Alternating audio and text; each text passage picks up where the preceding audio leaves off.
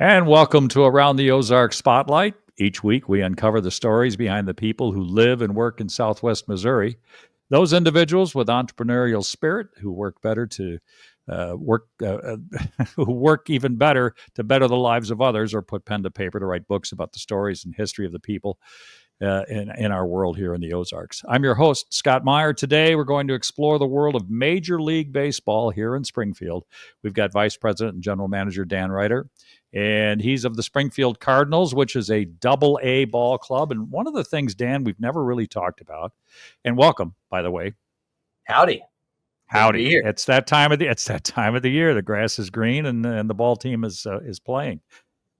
When you talk about Major League and minor league baseball, let's tell the folks again what a double A team is and how it compares to an A or a triple A or even the big ball club. What makes double A so special? Yeah, it's always an interesting question, and it's actually something that kind of changes. Really, the governance between Major League and minor league baseball changed at the end of 2020, so there's still kind of some new nuances. But one of the parts about minor league baseball now is that the minor league teams, like us, now have a Mm-hmm. 10-year agreement with their big league club. So they're really hoping to bring the communities a lot more stability so that if you are a Cardinals affiliate, your fans know that for 10 years, you're Cardinals. If you're a Mets affiliate, for 10 years, you got the Mets. And so they're really trying to get some of that consistency with what they're calling one baseball. Now, as far as like the player side of it, it's always easier to describe it to people like starting at the top and going down is you have Major League Baseball. That's what we all see. That's where the highlights are. That's what's going to be trending on social media. Those are the best of the best athletes in the entire world. Sure. But if a guy gets hurt, where do they get him from? And that's where AAA comes in. In a Mm-hmm. lot of ways, AAA is kind of considered the holding ground where it's like when a pitcher may not be performing well, someone gets hurt, and you need someone to fill your roster. They're going to get most of those almost always from AAA. So it's kind of your Mm-hmm. holding ground of guys that are ready to play in the big leagues, but maybe they just don't have a spot. Double A is the step below that, and Double A is kind of regarded as the make or break grounds of really good talent. And you'll Mm-hmm. see a lot of guys that maybe they've gone through college ball quickly, they've gone through the other levels quickly, but Double A is the one that's like, hey, this is going to be some of the best talent in the world. These guys are young, they're aggressive, but you don't think that they should really be on that big league roster yet. So it's kind of like that last major, like for the super talented guys, because a lot of those super talented guys, they might only be in AAA for 5 weeks and then they get called to the big leagues. So Double A is really regarded as some of the best prospects in all of baseball. Okay. Below Double A, you actually have what's called High A, so it's more of a full season, but those guys are still kind of young. And then below that's called Low A. Low A has a little bit shorter of a season. It's where the guys get going and they start learning more about travel. For especially you think about a guy that got drafted out of high school, they've got a lot Mm-hmm. of growing up to do. And so you'll find a lot of those young, really young players that they're learning how to be a professional, they're learning how to be adults.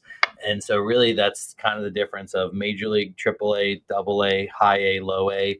And then below that, those are kind of the four major levels. There's also kind of complex leagues of essentially complex leagues are the spring training sites that they just kind of keep running a little longer with kind of some Mm-hmm. young talent. Okay, and it's interesting how sometimes the double A's and the triple A's differ even among the major league clubs. When we lived in my wife and I lived in the Detroit area, the Toledo Mud Hens were the triple A for the Detroit Tigers. But there were players with the Mud Hens, even in triple A, that had been with that team for 5 or 6 or 7 years, and it almost seemed like a trap league. And I don't know if that happens for the Cardinals or not, but in the time that I've lived here in Springfield, the 10 years I've lived here in Springfield, I've seen a lot of people jump from this double A squad we have here in Springfield right to the big club. Yeah, and that's been one of the changes with the governance. A part of that governance is that you actually had more levels and you had more teams. So what Major League Baseball came in and said is like, hey, each team's allowed four. We're all going to have the same rules. No one's going to try to have seven. You all have four. They've also put limits on like here's exactly how many players you can have in your entire minor league system because they're trying to create it where there's an equal playing ground so that a team like the Yankees or the Dodgers can't say we're going to have 5 more minor league affiliates and try to what I'll say hoard the talent. So they really Sure. wanted to make it an even playing ground. So when that happened and there was less spots, you see guys moving quicker, and you see guys that when they're done, they're done. But what you're describing, a lot of people actually refer to that as quad A, is that you got a guy that it's like he's definitely good enough to be at Triple A. He's a great baseball player, Hmm. but that just doesn't quite translate to the big league. And sometimes they do seem like they're trapped in Triple A. Now, it's also much better now for minor league players than it used to be, because those guys are being paid more. But also, when you sign a professional contract, there's a certain number of years that that first club has control of you. And they lay out the how much you make in single A, double A, triple A. So it's very much like the union has it negotiated. You know what you get. Well, when a guy gets to the end of that, then he can really sign whatever deal he wants. So he gets to be a minor league free agent, and if a team Hmm. still gives him a lot of value, they'll keep him around. And some of the things that you might see a player like that is that they're awesome at mentoring young people, that Hmm. they might be the leader in the clubhouse, they might be the leader in the bullpen, but they have this not just about are they a good baseball player, but they're really a good person that provides other values to the teams. And sometimes you do get a guy that's been around the minor leagues that it's almost like you're having an additional coach that can really help those guys around them. And especially, think of a young guy like the Cardinals just had in Mason Wynn, right? When you get a guy Hmm. like Mason Wynn that's really young, really good, really talented, having like some senior leadership with him from a guy that's a middle infielder can start telling him, hey, here's how you can prep, here's what you can study, here's footwork drills. So those guys, like, they're better off now than they used to be because of the unionization and being able to sign free agents, but they're also an amazing resource for young players. Oh, that's great. Now, Dan, as VP and GM of the ball club, uh, you really don't get a chance to work with the players, right? That's a separate part of the organization. Is yours more the building and the grounds crew and sales and marketing? Uh, do you miss that? Do you wish maybe you could have a hand in the other, or is that are those pretty clear lines and you just stay on your own, stay on your Yeah, own trail, if you will? yeah, it's definitely a clear line. And whenever I get reached out by a student who wants to talk about careers and like, yeah, I really want to, be a GM of a major league club and I want to be a scout. And it's kind of like, okay, hold on. Like, if you want that, then I'm the wrong person to talk to. Like, our Yeah. side has nothing to do with that. We don't sign players. We don't trade players. We're not going to tell them what their spin rate velocity, exit velocity is. Like, that's not ours at all. We're here for business and fan experience, and so I'm very quick to try to tell people that because there's two totally different paths in baseball, and it's are you going to be on the baseball side or are you going to be on the business side? For me, I really love the business side. I love people. Mhm. I genuinely enjoy being able to have a staff that I can work with. I love getting to meet our fans, our sponsors, like individual ticket buyers, season ticket holders. Like, I love the people side of it. And my wife thought it was crazy, but when we got married, like I told her like, hey, that there might be people that just show up at our wedding, and she's like, what? And sure enough, we had some of our Cardinals fans that were season ticket holders showed up at the church because they had known me for years and they wanted to see that part of it. But yeah, when we got married, we had sponsors, season ticket holders, and coworkers all at our wedding. And that's the part about our business and the front office of a minor league side. You are giving so many abilities to connect with people and connect with your community. And for me, that's where my passion lies. The only thing I want to do with the baseball side of it is I want to coach my kids' baseball teams. My kids are 6 and 9 years old, and I thoroughly enjoy helping the youth. That's where my skill set is. That's where my passion is. Even my own kids, they're going to hit a certain age, and I'm kind of eyeballing like 12, where it's like, hey, that's too far into the baseball world. That's not my skill set. Mine is community, and if I'm going to be teaching baseball, I really want to be working. So if you ever see a Dan Reiter's T-ball school for kids, you know why. Dan Reiter, my guest. He's the vice president, general manager of our Springfield Cardinals here in Springfield, a Double A squad owned by the Cardinal big organization, right? No, we're owned by Well, Diamond Baseball Holdings. Yes. that's No, right. That's right. It changed. It did yeah, change. and Now, it's been how has that changed things? Has it much, or is it? it's changed a lot. It's changed a lot. Okay. So the St. Louis Cardinals, they were really ahead of the game when it came to minor league baseball and wanting to own their affiliates. Major League Baseball, that change I kind of mentioned between 2020 and 2021, they really were trying to bring the consistency that the Cardinals had already done. And so the Cardinals, they owned us because they wanted to make sure that we didn't switch affiliations. And that's something that happened in minor league baseball, that you could be a Mets organization 1 year, and then in 3 more years, you might be a Rockies, and 3 more years, you're a Tigers. And so the affiliations changed. And the St. Louis Cardinals, they bought Springfield because they wanted to make sure that they had their Double A club 3 hours away, and they really wanted to control it from baseball. With the new agreement, that's not needed because Major League Baseball is now doing that. Major League Baseball is creating better travel. They're creating more consistency. They're creating that one baseball model. So we were sold from the St. Louis Cardinals to Diamond Baseball Holdings. What Diamond Baseball Holdings has done is nothing short of amazing. The first year in 2021, they bought 10 teams, which made them the largest owner in minor league history. And from 2021 to 2025, they now own 42. So they own a third of minor league baseball. And they're bringing resources that individual clubs could never do. And I think as a person with the St. Louis Cardinals, our ownership was like, hey, you're there for baseball. Just don't mess up the business. And the new ownership, they're like, hey, there's a lot of opportunities in minor league baseball. We need the business to grow. So for someone, as I just said, I love the business side of it. It's been exciting. And the other part that goes into it, it's not just Diamond Baseball Holdings, that the city of Springfield bought the stadium, and literally within 1 month of each other, the city of Springfield bought the stadium, and then Diamond Baseball bought the franchise. So we had a lot of change in a 32-day period. But the city of Springfield buying the stadium has been unbelievable. It has been, I would argue the second most important date in our team's history. Number one was the day our franchise was announced, and number two was the day that the city of Springfield bought the stadium. Well, that must give you great confidence going forward. It does. This offseason alone, we have done more capital projects than the entire time that Hammond's owned the stadium. And there's a lot of stuff that we're trying to dig out of, and we've got to repair, and it's not fun stuff. No one wants to hear about ceiling brick and roof repair, but every business has to but do it's it. important. It's important. It is. But the city's also worked with us and the state government to be able to start improving the stadium. So I have a landlord that wants to improve the stadium and make it a better experience for people in Springfield, to make it a better tourist destination. So I've got this stadium landlord that really wants to make this a gem for the Ozarks.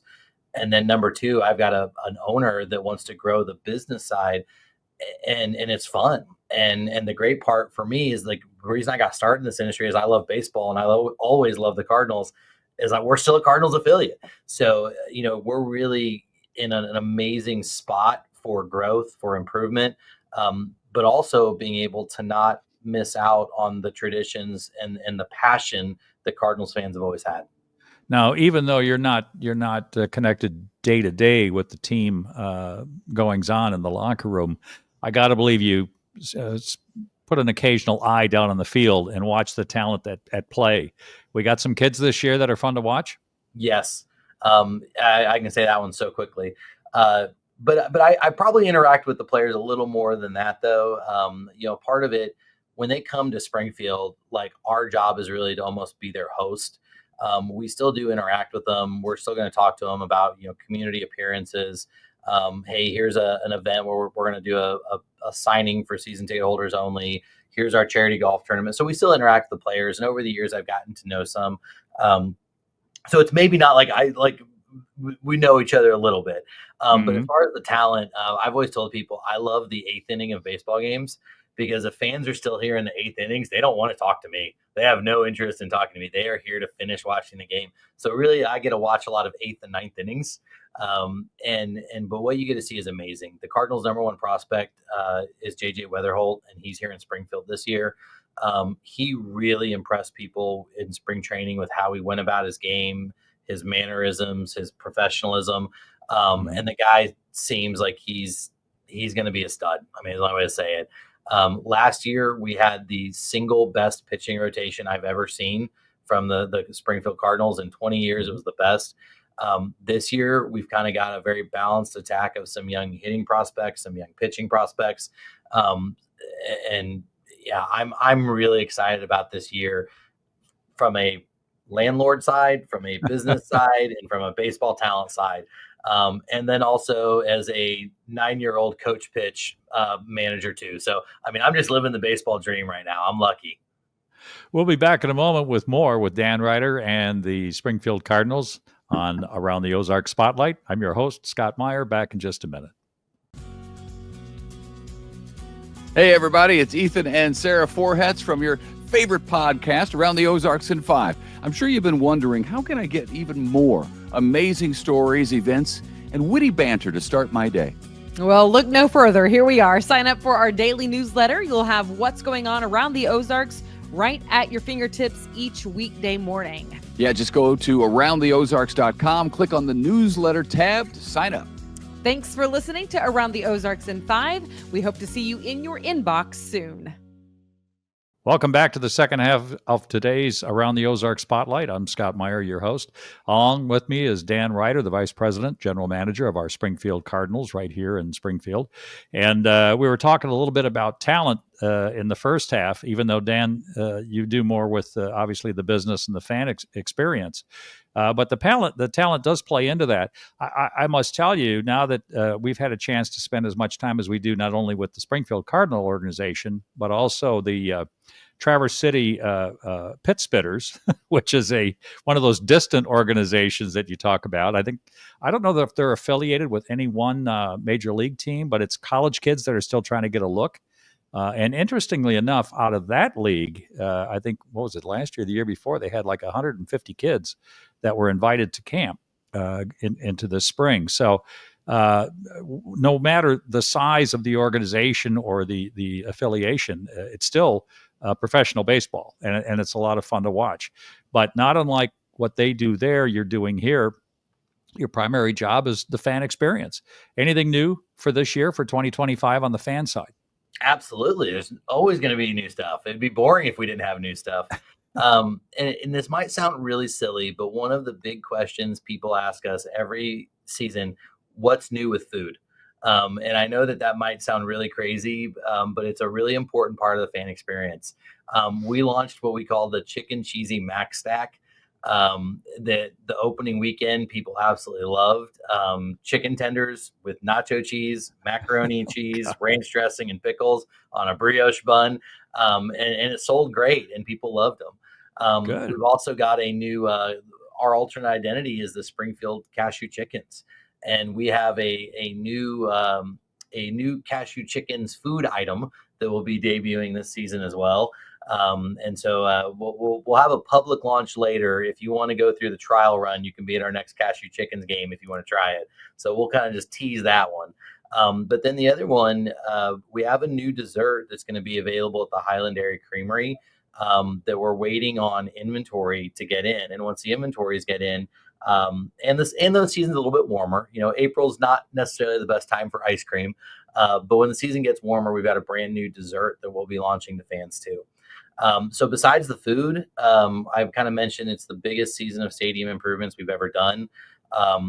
We took our fun party deck areas that we had, and we added a new seating to it called Four Tops. It's social.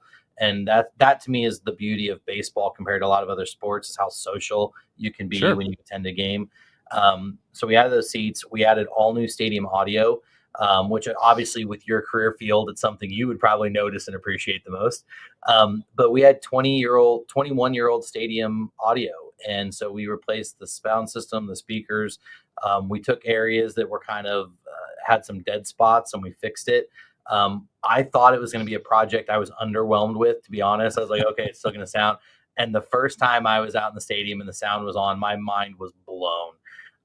I especially think if you've ever sat in the Coca-Cola Redbird Roost or our suites, Sure. the audio is not great. And now it's like you're at a baseball game. And I can't believe, and what I love about the Stadium Audio Project, it affects every fan. It's not just a few people that here or there, it's everybody. We're also working with Hamby Construction. They've done some projects for us.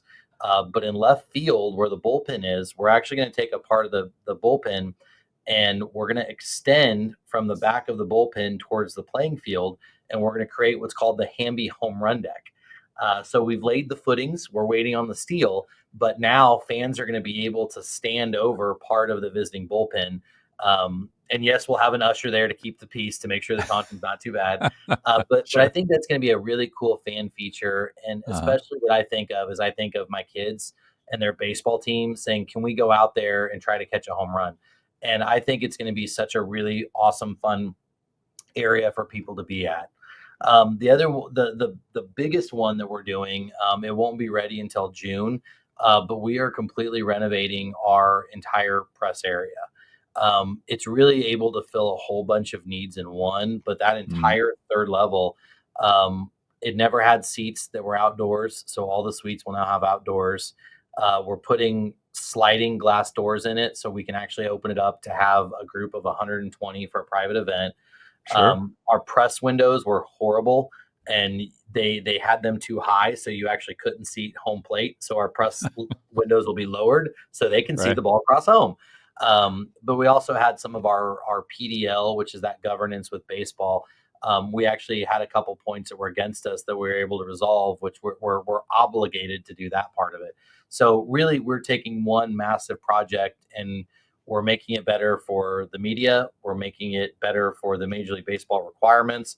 We're making it better for the fans. And for us, we want to be prudent with the money we have to spend, and Yeah. especially with our partnership with the city. And to accomplish all of those things in one project, we feel really, really lucky. So June 1, I can't wait to give you the tour and show you the new suites and the new press level. Well, you got me. I'll be there. I'll always be there. Let's talk about the fan experience a little bit, starting from driving to the ball game. Now there is parking available, yes? Yeah. Again, parking was a horrible thorn in my side for a long time. Sure. It was a part of the litigation we had going. And it was being charged up to $20 on weekends. Once the city bought the stadium, a part of that was parking, and so we dropped the parking from 20 to 10, and we are selling out all the time. And even there, we worked with the city to open up another satellite lot that actually has about 70 spots. So we actually have more parking now than what we've ever had. But honestly, I could probably still use more, especially when you get to those Friday, Saturday nights or other big groups that come out. But parking has gotten so much better. One of our improvements was we did reseal the lots the last 2 years just to make sure that they're safer and improved for fans. And which is one of those really unsexy stadium improvement projects, but it's also really important to be able to do. But it's important. It's How very about women? What do they need to bring for a bag? Can they bring a bag? Has the bag got to be a certain size? Does it have to be clear? Man, I thought you were trying to hose me with the question. What about women? It's like, oh, was he trying to gotcha me here? What's this? Well, No, I guess guys would bring bags too, but I think mostly women will especially bring with a the handbag. crossbody, yeah. So it's supposed to be, if you're bringing a bag, it's supposed to be a clutch size or smaller. If it's not that clutch size or smaller, then it should be a clear bag. The exceptions are medical bags and diaper bags. Obviously, like when you're dealing with kids or medical, those are allowed in. But other than that, we encourage clear bags, or if you do have to bring a bag, it needs to be the size of a clutch. But I will say, with regards to women, we do know a team that went like, no, like you can't bring anything. And listening to my mom, sister, wife, it was like, hey, if our policy is going to have to change, like we're going to have to allow at least the minimum of the clutch. So we do have that because of listening to the women in my life. Good for you. You're learning, Dan. See, it all comes over time. Old You're dog, listening new you're trick. listening to your kids and you're listening to your wife and your mother. That's a good thing.